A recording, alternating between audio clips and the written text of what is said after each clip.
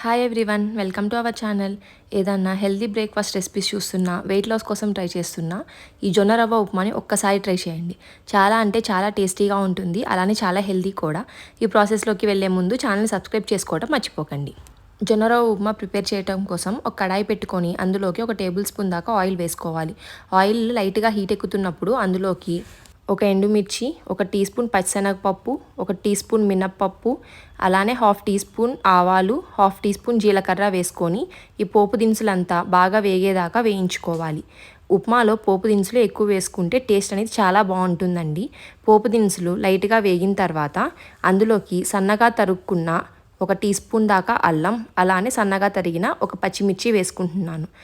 మీకు పచ్చిమిర్చి ఇలా సన్నగా తరిగి వద్దనుకుంటే కొంచెం పెద్ద ముక్కలుగా కట్ చేసుకొని వేసుకోండి. ఇవన్నీ బాగా వేగేదాకా వేయించుకోవాలి.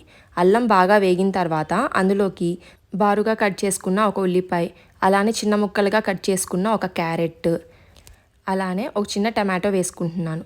మీ దగ్గర ఏ వెజిటేబుల్స్ అవైలబుల్గా ఉంటే అవి వేసుకోండి. మీ దగ్గర బీన్స్, బఠానీ ఏముంటే అవి వేసుకొని బాగా మిక్స్ చేసుకోండి. ఇందులోకి 1 రెబ్బ కరివేపాకు వేసి వెజిటేబుల్స్ త్వరగా మగ్గటం కోసం 1/4 టీ స్పూన్ పసుపు, అలానే రుచికి తగినంత ఉప్పు వేసుకోవాలి. నేను ఇక్కడ 1 టీ స్పూన్ దాకా ఉప్పు వేస్తున్నానండి. ఇవి వేసి బాగా మిక్స్ చేసుకొని మూత పెట్టి వెజిటేబుల్స్ బాగా మగ్గేదాకా మగ్గించుకోవాలి.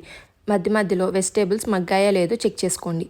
ఒకసారి వెజిటేబుల్స్ మగ్గితే అందులోకి 1 కప్పు దాకా జొన్న రవ్వని వేసుకోండి. ఈ జొన్న రవ్వ మన గోధుమ రవ్వ ఉంటుంది కదండి, అలా ఉంటుంది.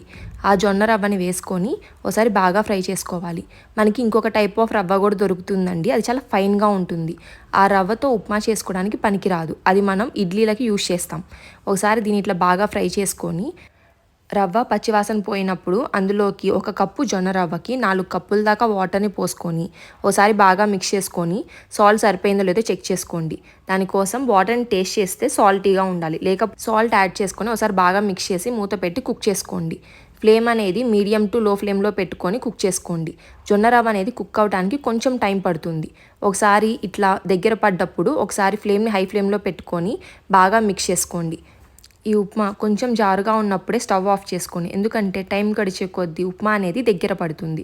ఇలా బాగా మిక్స్ చేసుకొని మీకు కావాలనుకుంటే ఫైనల్గా కొంచెం కొత్తిమీర వేసుకోండి. స్టేజ్లో ఉన్నప్పుడు స్టవ్ ఆఫ్ చేసేసాను. అంతేనండి, మీరు కూడా ట్రై చేసి ఎలా వచ్చిందో కమెంట్ సెక్షన్లో కమెంట్